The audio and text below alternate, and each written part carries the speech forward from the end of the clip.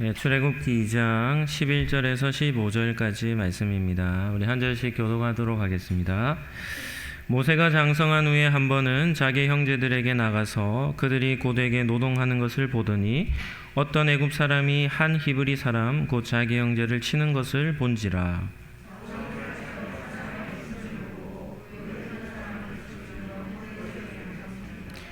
이튿날 다시 나가니 두 히브리 사람이 서로 싸우는지라. 그 잘못한 사람에게 이르되 네가 어찌하여 동포를 치느냐 하매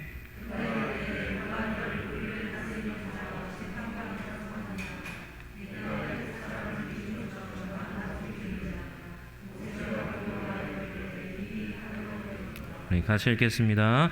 바로가 이 일을 듣고 모세를 죽이고자 하여 찾는지라. 모세가 바로의 낯을 피하여 미디안 땅에 머물며 하루는 우물 곁에 앉았더라. 아멘.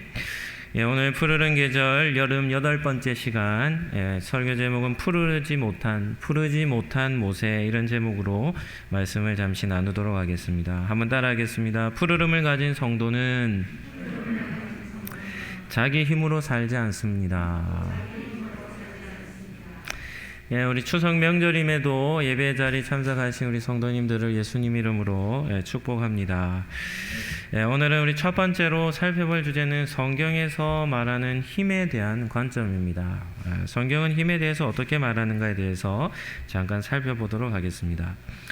세상에는 우리를 유혹하는 여러 종류의 요소들이 있는데 그 중에 아주 강력한 유혹거리 중에 하나가 바로 힘의 유혹입니다. 하나님은 사람을 창조하실 때 모든 피조물과 다르게 창조하셨습니다. 그것이 무엇입니까? 만물을 다스릴 수 있는 그런 자격, 이것을 사람에게 허락하신 것이죠. 그래서 모든 사람에게는 통치자적인 사명이 부여되어져 있습니다. 따라서 모든 사람들이 가지고 있는 근원적 욕구가 바로 다스림에 대한 욕구이죠. 그런데 문제는 무엇인가 하면 인간이 타락한 존재로 전락해버린 것입니다. 하나님의 말씀에 불순종함으로 말미암아 타락한 본성을 가지게 됨으로 인해서 어떤 일이 일어나냐면 통치자적인 역할을 제대로 하지 못하게 된 것이죠. 지구상에서 가장 불쌍한 백성이 있다면, 국민이 있다면 어떤 국민이겠습니까? 악한 통치자 아래에 머무르는 국민만큼 안타까운 사람들이 어디 있겠습니까? 한 사람의 옳지 못한 통치자가 있으면 그 나라 전체에 뭐가 됩니까? 해를 끼치게 되는 것이죠. 그러니까 그의 통치 아래 사는 백성만큼 고통스러운 백성은 없는 겁니다. 다른 세계사를 보지 않더라도 한국 역사만 보더라도 악한 왕이 통치하면 그때부터 백성은 어떻게 되냐면 굶주리기 시작합니다. 과도한 세금을 걷기 시작하고 백성들이 먹을 것이 없음에도 백성들을 전혀 돌보지 않는, 백성들은 굶주려 있는데 왕은 진수성찬으로 매일같이 풍족하게 먹고 사는 그런 일들이 자연스럽게 일어나는 것이죠. 다른 사람을 지배하고자 하는 욕구는 자연스럽게 더 큰 힘을 요구하게 되는 것이죠. 질문 한번 해보죠. 큰 힘을 소유하기 위한 방법이 있다면 어떤 방법이겠습니까? 이 세상에서 큰 힘을 소유하는 방법은 한 가지 원리가 있습니다. 어떻게 하면 되냐면 높아지면 됩니다. 높아지면 무엇을 얻을 수 있습니까? 힘을 얻을 수 있죠. 어느 조직에서든 높아지기만 하면 그 높이만큼 힘이 부여됩니다. 그러니까 사람들은 다 한결같습니다. 어떻게 되고자 힘쓰는 겁니까? 높아지고자 힘쓰는 겁니다. 사회 속에서도 승진이라는 요소가 있잖아요. 한 단계만 승진해도 대우하는 게 다르죠. 그러니까 높아지는 그런 목표를 두고 있는 사람들은 높아지기 위해 온갖 방법을 다 동원하는 것이죠. 힘의 욕구에 사로잡혀 있는 사람이 자신이 원하는 힘을 소유하게 된다면 어떤 일이 일어나겠습니까? 첫 번째는 사람을 대할 때 안하무인격으로 대합니다. 다른 사람의 인격을 그냥 처참하게 짓밟는 것이죠. 특히 자기보다 아래에 있는 사람들을 대할 때면 어떻게 되겠습니까? 볼 것도 없습니다. 정말 저 사람의 인품이 좋은가 하는 것은 어디를 보면 확인할 수 있냐면 그 사람보다 아랫사람에게서 확인할 수 있습니다. 만약에 아랫사람들로부터 칭찬을 듣는다라고 하면 그 사람은 정말 훌륭한 인품을 갖춘 사람이라고 여길 수 있는 것이죠. 그런데 세상에는 그렇지 못한 사람들이 훨씬 더 많죠. 또 하나 뚜렷한 특징이 있습니다. 어떤 특징이 있냐면 모든 일을 자기 마음대로 하려고 하는 겁니다. 지금까지 잘 지켜왔던 것 그냥 허물어 버립니다. 그리고 지금까지 하지 못하게 했던 것을 어떻게 하냐면 또 그런 질서를 깨트려서 하고자 하는 것이죠. 중요한 것은 모든 일을 결정하는 데 있어서 자기 마음대로입니다. 내가 원하는 대로 하고자 하는 것이죠. 따라서 삶의 질서, 관계의 질서 이런 것이 없는 사람에게 큰 힘이 부여되어지면 어떻게 되겠습니까? 그가 속한 공동체가 엉망진창이 되는 겁니다. 무질서한 리더만큼 조직의 공동체에 조직된 공동체를 어지럽게 만드는 사람은 없기 때문이죠. 오늘의 교회 고 하영조 목사님의 글에서 유익한 글이 있어서 잠깐 소개하고자 합니다. 하영조 목사님이 참된 힘이란 무엇인가에 대해서 한 4가지 정도 정의를 하셨더라고요. 첫 번째, 참된 힘은 꼭 필요한 것이지만 동시에 절제와 통제가 필요하다, 이렇게 말합니다. 힘은 속도와 유사한 점이 많대요. 속도는 어떻습니까? 속도는 우리에게 큰 유익을 가져다 주죠. 우리나라 근대화를 이루는데 가장 큰 역할을 한 것이 있는데 그게 뭡니까? 경부고속도로 하나가 난 겁니다.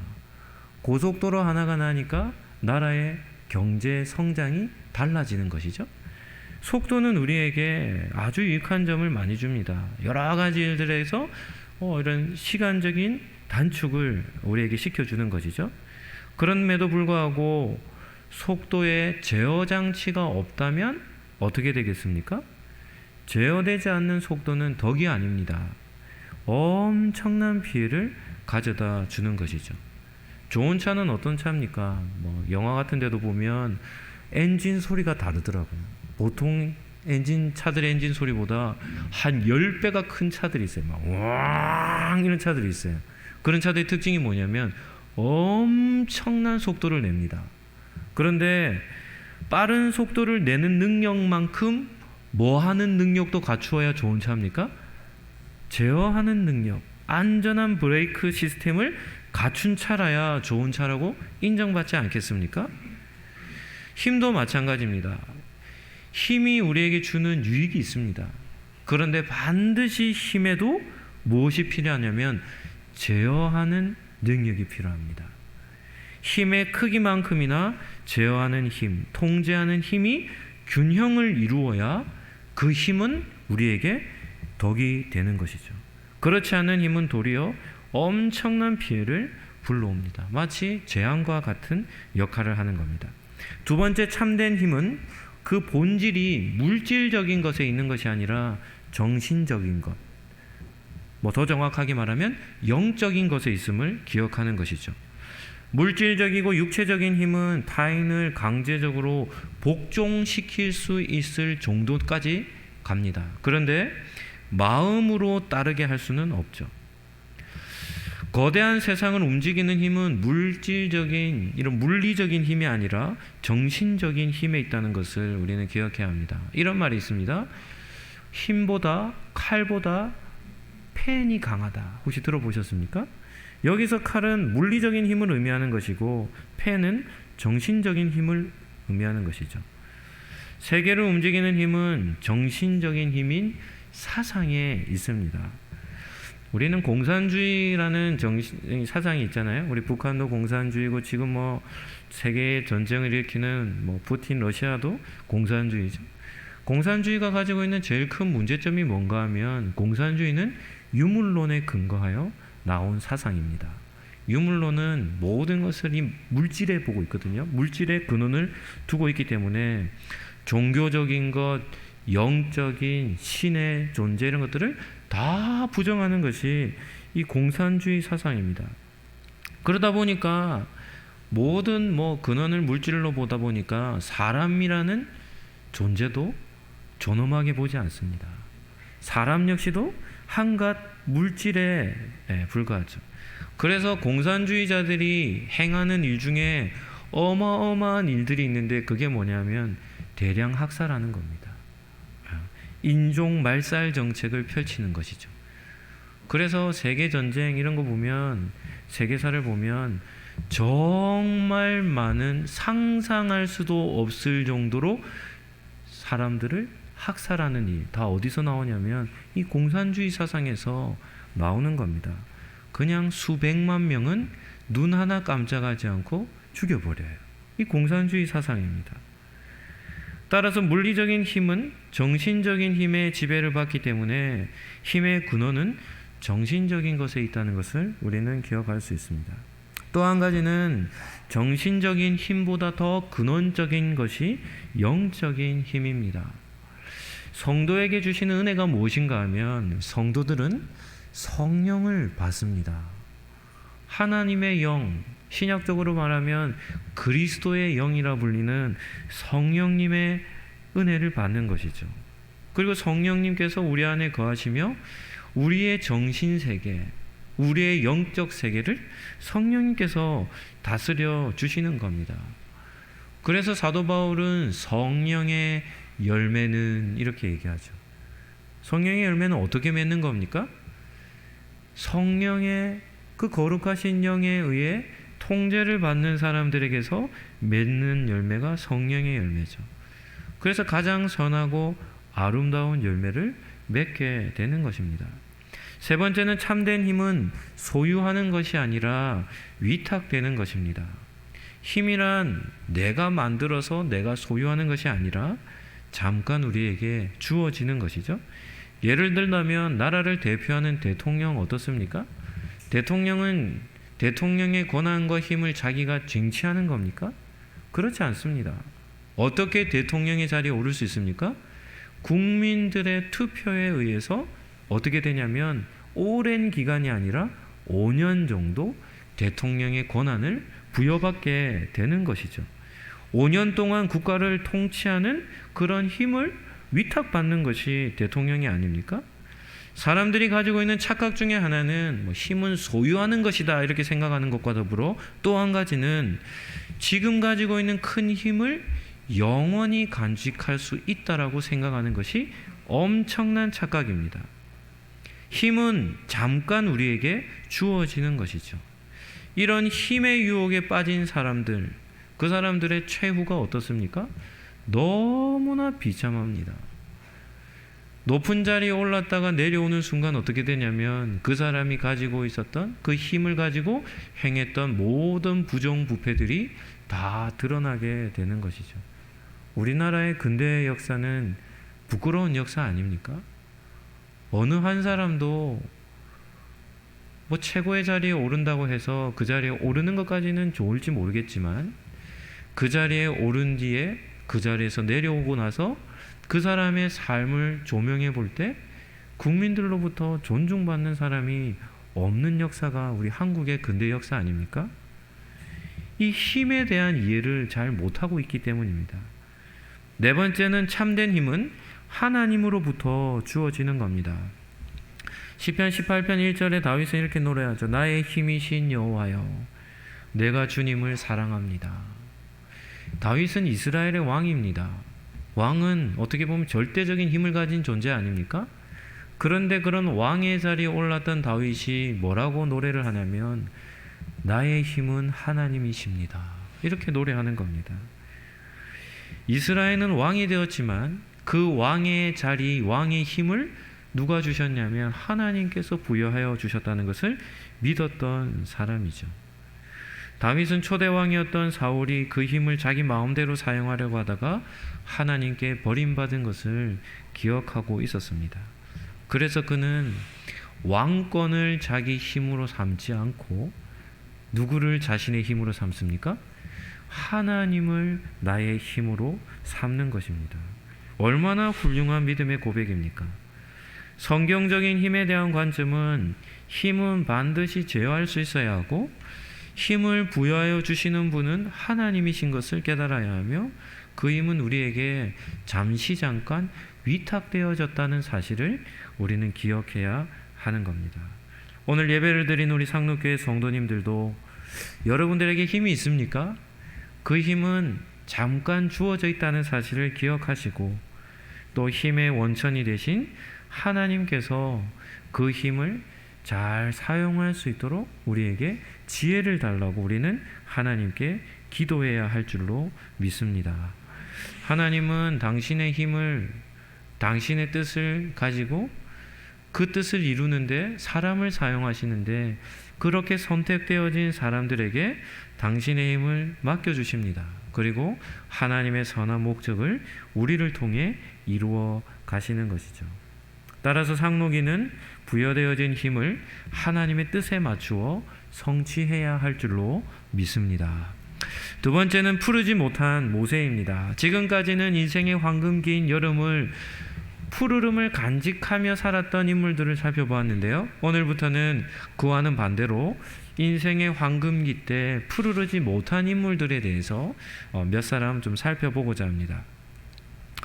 오늘 우리가 읽은 본문은 출애굽기 2장입니다. 출애굽기 2장이라는 말은 출애굽기의 시작점이라는 뜻이죠. 출애굽기는 구약 성경에 있어서 아주 중요한 위치를 차지합니다. 이유가 무엇이겠습니까? 출애굽기에는 한 중요한 사건이 기록되어 있는데 그 사건이 바로 이스라엘을 하나님께서 뭐 하신 사건입니까? 애굽의 왕 바로의 손에서 구원해 내신 사건을 기록하고 있는 책이 출애굽기입니다. 그렇다면 하나님은 출애굽 사건을 어떻게 생각하실까요? 우리 성도님들은 하나님께서 출애굽 사건에 대해서 어떻게 생각하고 계신다고 생각합니까? 하나님은 출애굽 사건을 어떻게 여기시냐면 출애굽 사건으로부터 예수님이 오시기 전까지, 그러니까 출애굽 사건 이후로 모든 구약의 역사 가운데 하나님이 이스라엘 백성들을 행하신 모든 사건들 중에 가장 중요한 사건을 어떤 사건으로 여길까요? 출애굽 사건으로 여깁니다. 그러니까 하나님의 입장에서도 출애굽 사건은 어떤 사건입니까?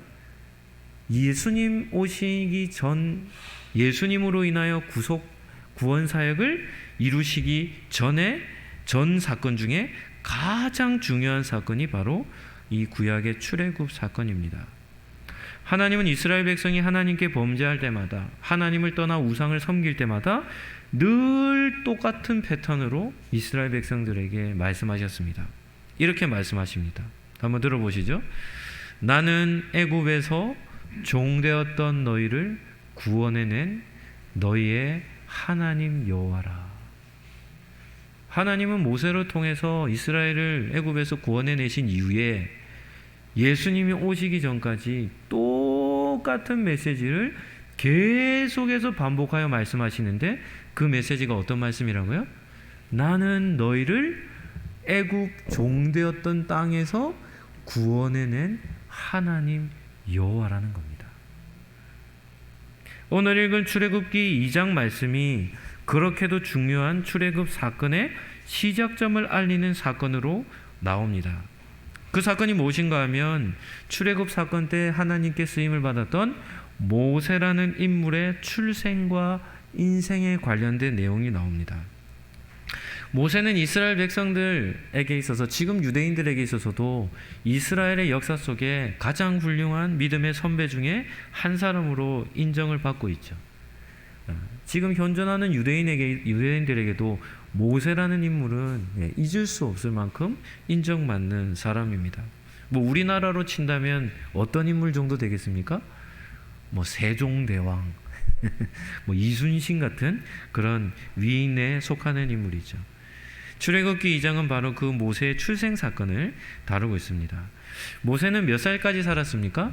120년을 살았습니다. 그리고 모세의 인생은 크게 40년씩 3등분으로 이렇게 나눌 수 있죠. 세 가지로 구분할 수 있습니다. 그리고 오늘 읽은 본문은 그 첫 번째 40년에 관한 내용입니다. 모세가 출생했을 당시 애굽 왕 바로는 엄청난 명령을 내립니다. 그게 뭔가 하면 이스라엘 백성들이 너무 숫자가 많아지니까 그 많아지는 숫자를 염려해서 무슨 정책을 내리냐면 남아 살인 정책을 내립니다. 남자아이가 태어나면 어떻게 하라는 겁니까? 죽이라는 겁니다. 처음에는 죽이라고 했다가 나중에는 나일강에 던져 죽이라고 했죠. 그러니까 모세는 출생 때 살 수 없는 운명을 타고난 사람이 이 모세이죠. 모세는 태어날 때 죽어야 할 사람이었습니다. 그런데 하나님은 모세를 그냥 아무에게 태어나게 하지 않으시고 레위 부부에게, 경건한 레위 부부에게 모세를 허락하시죠. 그리고 그의 어머니의 눈을 뜨게 하십니다.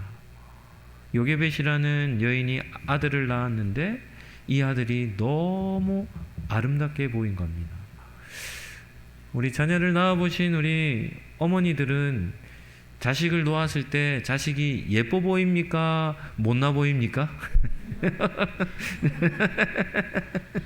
네. 네. 아빠들보다 어머니들이 더 자식을 더 예뻐하지 않겠습니까? 그런데 여기서 요게벳이 모세를 낳고 성경은 준수하다 이런 표현을 썼는데 아름답다 이런 표현을 썼는데요. 그것은 그냥 자기 아들이기 때문에 아름답게 보인 것이 아니라 하나님의 특별한 사명이 부여되어진 아들인 것을 깨닫습니다. 그리고는 얼마나 데리고 있냐면 3개월 정도 숨겨 키웁니다. 발각이 되면 어떻게 돼야 되죠? 나일강에 던져야 되죠. 그런데 한 3개월밖에는 더 이상 요게벳의 힘으로는 모세를 키울 수 없게 된 것이죠. 그래서 요게벳이 피눈물을 흘리지 않았겠습니까? 갈대 상자를 준비해서 아기 3개월 된 100일 정도 되는 아기를 그 갈대 상자에 놓고는 나일강에 띄워 보내는 겁니다. 여기서 갈대 상자 참 중요합니다. 이 갈대 상자는 성경에서 2군데 사용된 단어입니다. 이 갈대 상자를 표현하는 단어가요. 이 갈대 상자와 또 다른 곳에서 한 군데 더 사용이 되는데 어디서 사용되는지 아십니까? 노아의 방주. 모세를 태운 갈대 상자와 노아와 함께 탔던 그 당시 생물들, 한 쌍씩 이렇게 태웠던 노아의 방주는 똑같은 용어입니다. 배에도 다양한 배들이 있죠. 사람들을 태우는 여객선이 있는가 하면 어부들이 고기를 잡으러 나가는 그런 어선이 있고, 또한 돛이 달려서 바람으로 이렇게 타는 돛담배가 있는가 하면 다양한 쉽이라고 불리는 큰 배들도 있습니다. 그런데 성경에서 사용되어진 이 배, 갈대 상자와 노아의 방주에 사용되어진 이 단어는 한 가지 특징이 있는데, 어떤 특징이 있냐면 동력장치가 없다는 게 특징입니다. 갈대 상자는 뭐 하도록 만들어진 거냐면 그냥 물에 떠다니도록 만들어진 겁니다. 노아의 방주 역시도 똑같습니다. 그냥 뜨기 위해 있는 겁니다. 목표를 정하고 가는 게 아니에요. 그런데 갈대 상자에 담겨 있는 모세를 누가 이끌어 가실까요? 하나님이 이끌어 가시기 시작합니다. 100일 되는 갓난아이의 인생을 어떻게 하냐면, 요게벳은 어떻게 될지 알지 못하고 아들을 나일강에 띄웠지만 하나님께서 그 갈대 상자를 이끌어 가셔서 누구의 품에 안겨줍니까?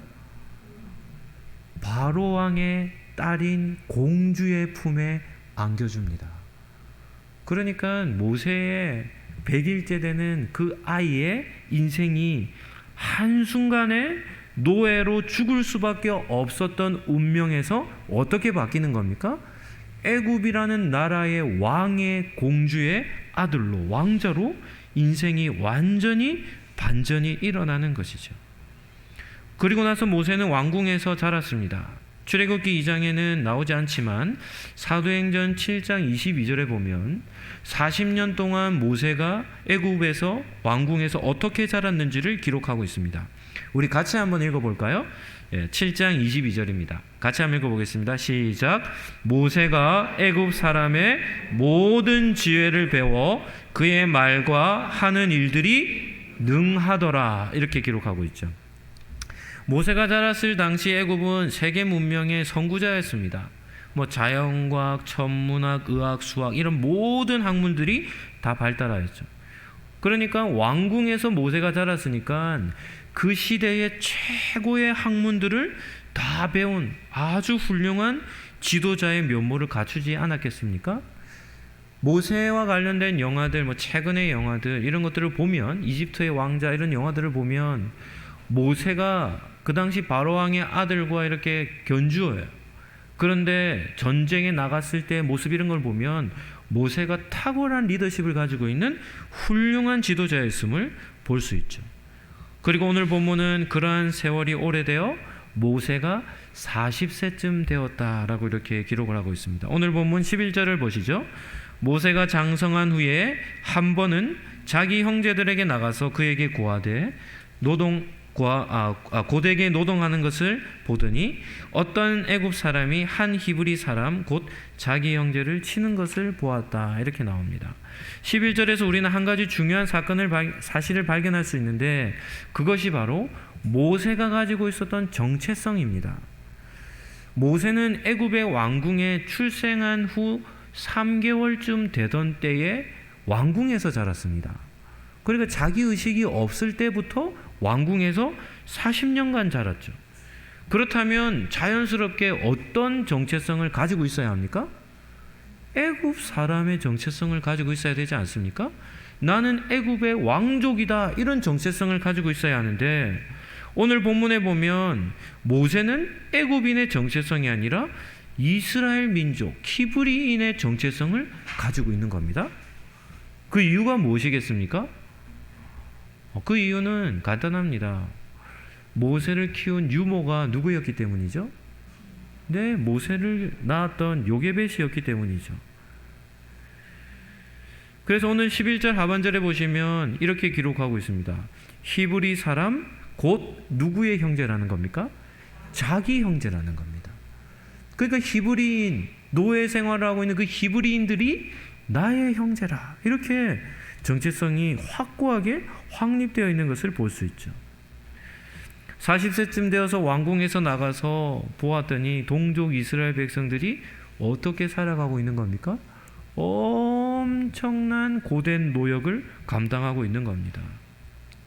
그러니까 그런 자기 동족을 딱 보는 순간 모세가 어떤 마음을 가지고 있었겠습니까?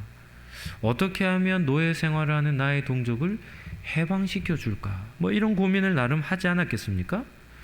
그런데 노동 현장에 도착했을 때 아니나 다를까 어떤 애굽인이 자기 동족 히브리 사람을 엄청나게 때리는 겁니다. 채찍질하는 것이죠. 그것을 보는 순간 아마 모세가 감정 조절이 잘 안 됐던 것 같아요. 그리고는 그 사람 뒤를 따라가서 주변을 둘러보니까 보는 사람이 없어요. 그랬더니 모세가 어떻게 행동합니까? 자기 동족을 때린 그 애굽 사람을 쳐 죽여버립니다. 그리고는 모래 속에 시체를 감추어도 부리죠. 그리고 그 다음 날에도 다시 이스라엘의 노동 현장에 나갑니다. 그랬더니 그 다음 날에는 어떤 일을 하냐면 히브리인 두 사람이 싸우는데 한 사람이 약한 히브리인을 너무 심하게 때리는 겁니다. 그래서 모세가 그 두 히브리인이 싸우는 모습을 가만히 지켜보다가 잘못 행하는 그 사람에게 이렇게 말하죠. 너는 어떻게 해서 너의 동족을 때리느냐, 이렇게 그 사람을 책망했죠. 그랬더니 그 사람이 이 모세의 말을 듣고는 이렇게 말하는 겁니다. 오늘 본문 14절입니다. 제가 한번 읽어드릴게요. 그가 말합니다. 누가 너를 우리를 다스리는 자와 재판관으로 삼았느냐? 네가 애굽 사람을 죽인 것처럼 나도 죽이려느냐? 모세가 두려워하여 이르되 일이 어떻게 됐다는 겁니까? 탈로 났도다, 이렇게 얘기하는 겁니다. 모세는 그 사람의 말을 듣고 깜짝 놀랍니다. 어제 분명히 아무도 없는 곳에서 애굽 사람을 죽였는데 이 사건이 어떻게 되는 겁니까? 다 확산돼 가지고는 누구도 알고 있는 겁니까? 히브리 사람들까지도 다 알고 있는 겁니다. 결국 그 소식이 바로왕에게 전달되었고 바로왕은 모세를 죽이라고 명령하죠. 그래서 모세는 어쩔 수 없이 애굽을 떠나 미디안 땅으로 도망칠 수밖에 없었던 것입니다. 우리는 오늘 모세가 행하는 모습, 자기 동족을 위하여 행한 일을 하는 모습을 통해서 우리는 한 가지 사실을 발견해야 되는데, 그것이 무엇인가 하면 모세의 영적 상태입니다. 모세는 어떤 상태에 있었습니까? 영혼의 푸르름을 간직하지 못한 상태에 있었습니다. 어떻게 해서 이렇게 평가를 할 수 있냐면, 영혼의 푸르름은 오직 하나님의 약속된 말씀의 뿌리를 내릴 때에야만 주어지는 은혜라고 말씀을 드렸습니다. 그런데 모세는 그렇지 못한 상태였다는 것이죠. 푸르름을 간직하지 못한 모세가 저질렀던 실수는 세 가지입니다. 첫 번째는 자기 감정을 앞세운 것입니다. 애굽인이 이스라엘 백성을 심하게 때리는 모습을 보자 순식간에 격한 감정이 찾아온 것이죠. 자기 감정을 주체하지 못한 겁니다. 우리 성도님들도 미울 정도, 죽이고 싶을 정도로 미운 사람들 이때까지 살아오며 경험해 본 적이 있습니까? 누구나 그럴 수 있습니다. 왜냐하면 우리가 사는 세상은 우리의 속을 뒤집어 놓을 만한 사람들이 너무나도 많죠. 그런데 미운데 그냥 조금 밉는 게 아니라 너무 미운 사람들이 세상에 존재합니다. 보는 것만으로도 정신적인 스트레스를 엄청나게 주죠. 그러나 죽이고 싶을 정도로 미운 감정을 갖는 것과 실제로 죽이는 것은 어떻습니까? 전혀 다른 문제입니다. 모세는 죽이고 싶을 정도로 미운 감정이 든 정도가 아니라 그런 감정이 너무 격해져서는 실제로 사람을 어떻게 하는 겁니까? 죽여버린 것이죠. 격한 감정 속에 사로잡혀서 죽였으니까 이 사람을 얼마나 처참하게 살인했겠습니까? 모세가 저지른 첫 번째 실수는 이렇게 자기 감정을 조절하지 못한 상태에서 일을 저지른 겁니다. 두 번째는 하나님의 계획과 무관하게 행동한 겁니다. 애굽 왕 바로의 손에서 이스라엘을 구원해내는 것은 하나님의 거룩한 뜻이죠. 그러니까 한편으로 모세가 행한 행동은 하나님의 뜻과 부합되는 것처럼 보입니다. 그러나 실상은 정반대였습니다. 하나님은 언제나 당신의 뜻과 계획을 당신의 방법대로 이루어 가십니다. 따라서 하나님의 뜻을 이루어 드리기 원하는 사람이라면 가장 먼저 하나님의 계획을 물어야 하는 것이죠.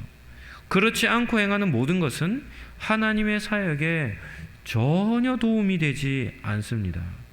우리는 모세의 모습에서 정말 중요한 영적인 원리를 한 가지 깨달아야 하는데, 그것이 무엇인가 하면 하나님의 방법대로 하나님의 뜻을 이루어가는 겁니다. 우리도 하나님 앞에서 모세와 같이 이렇게 말할지 모르겠습니다. 하나님, 저는 하나님을 위해서 정말 최선을 다해 신앙생활을 했고 교회 생활을 했습니다. 이렇게 얘기할 수 있을지 모르겠습니다. 그런데 하나님은 이런 말을 듣고 이렇게 대답하시는 겁니다. 너는 단 한 번도 나를 위하여 일한 적이 없다. 하나님이 이렇게 대답하신다면 이보다 더 충격적인 일이 어디 있겠습니까? 여기서 우리는 두 가지 개념을 잘 이해해야 되는데, 한 가지는 뭐냐면 하나님을 위하는 목적입니다. 그리고 또 한 가지는 무엇이냐면 하나님의 방법을 따라 순종하며 사는 겁니다. 대부분의 성도들은 하나님을 위하는 것을 우선순위로 여깁니다. 목적만 올바르면 되지 않느냐라고 생각할 수도 있지만 그것은 잘못된 겁니다. 올바른 목적이라 할지라도 그 과정이 하나님의 방법을 따르지 않는다라고 한다면 그것은 하나님의 목적을 이루어 드리는 것이 아니라는 것이죠. 우리는 하나님을 위한 목적을 확고하게 가져야 하고, 그리고 그 목적을 이루는 방법론도 하나님의 방법론을 가지고 그 뜻을 이루어 드려야 한다는 것입니다. 세 번째는 모세는 자기 힘으로 행했습니다. 모세는 공주의 아들이죠. 그러니까 왕족의 권세를 가지고 있었습니다. 애굽의 모든 신하들과 군대를 지휘할 정도로 힘이 있었던 사람이죠. 그래서 동족 이스라엘을 위하고자 할 때 자기의 힘을 믿고 나간 겁니다. 하나님의 일 계획을 자기 힘으로 감당할 수 있느냐? 우리는 이런 질문도 한번 해봐야 하죠. 여러분들은 여러분이 가지고 있는 힘과 능력으로 하나님의 일을 감당할 수 있습니까? 하나님이 계획하시는 일은 특징이 있다고 했습니다. 하나님이 계획하신 일은 어떤 특징이 있겠습니까? 하나님의 사이즈로 하나님은 일을 계획하십니다. 하나님의 일은 하나님의 크기만큼의 큰 일입니다. 그러니까 하나님의 일을 우리의 능력으로 감당할 수 있습니까? 없습니까? 감당할 수 없습니다. 성경에 나오는 믿음의 선조들 하나님께서 부르셔요. 내가 너를 통하여 나의 뜻을 이루겠다 이렇게 말씀하시면 대부분의 믿음의 큰 그 선조들이 다 어떻게 반응합니까? 부인합니다. 하나님, 저는 그런 일을 감당할 수 있는 사람이 아닙니다. 이유가 뭐냐면 그 일은 우리의 능력으로 도저히 감당할 수 없기 때문이죠. 그런데 모세는 이스라엘을 구원내는 일에 있어서 자기의 힘을 의지하며 나아갔던 겁니다. 그래 그 결과가 어떻게 되냐면 애굽의 왕자의 신분을 잃어버리는 것이죠. 그리고 미디안 광야에서 또 돌아다니는 나그네의 신세로 전락해 버린 것입니다. 물론 모세의 긴 여정 속에서는 이러한 일들도 하나님의 뜻하신 바가 있지만 그럼에도 오늘의 설교의 포인트는 인생의 황금기인 여름의 계절이라는 포인트를 살펴본다면 모세는 영적인 푸르름을 간직하지 못했다는 것을 우리는 기억해야 합니다. 말씀을 정리하도록 하죠. 오늘 말씀을 통해서 우리는 무엇을 깨달을 수 있습니까?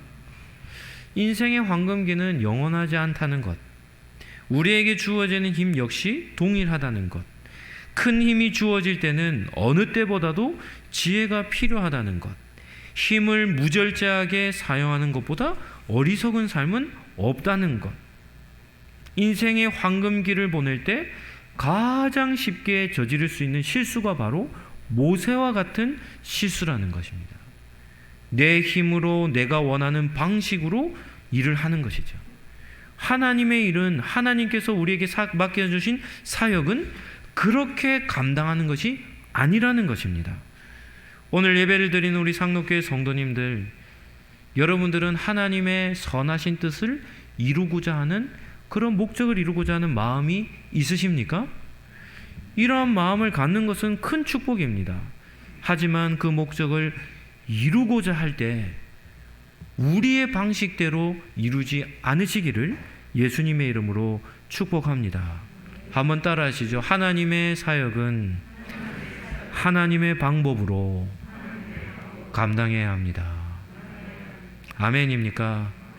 또한 여러분이 지금 가지고 있는 힘이 있다면 그 힘을 하나님을 위하여 사용하고자 하신다면 그 힘은 잠깐 내려놓으시고 하나님께서 주시는 힘으로 감당하시기를 예수님의 이름으로 축복합니다. 하나님의 선한 방법과 하나님의 선한 목적, 이 두 가지를 균형 있게 잘 간직하심으로 하나님의 거룩한 그런 사역에 귀하게 쓰임받는 우리 상록교회 성도님들 되시기를 예수님 이름으로 축복합니다. 오직 아버지의 뜻에 온전히 순종하셨던 예수 그리스도의 은혜와 사명자들에게 지혜와 능력을 베푸시는 하나님의 사랑과 오늘도 우리의 영혼을 푸르르게 하시는 성령님의 교통하심이 자기의 힘과 지혜를 내려놓고 하나님만을 의지하며 살아가고자 마음에 다짐하는 우리 상록교회 모든 권속들 머리 위에 지금부터 영원토록 함께 있을지어다. 아멘.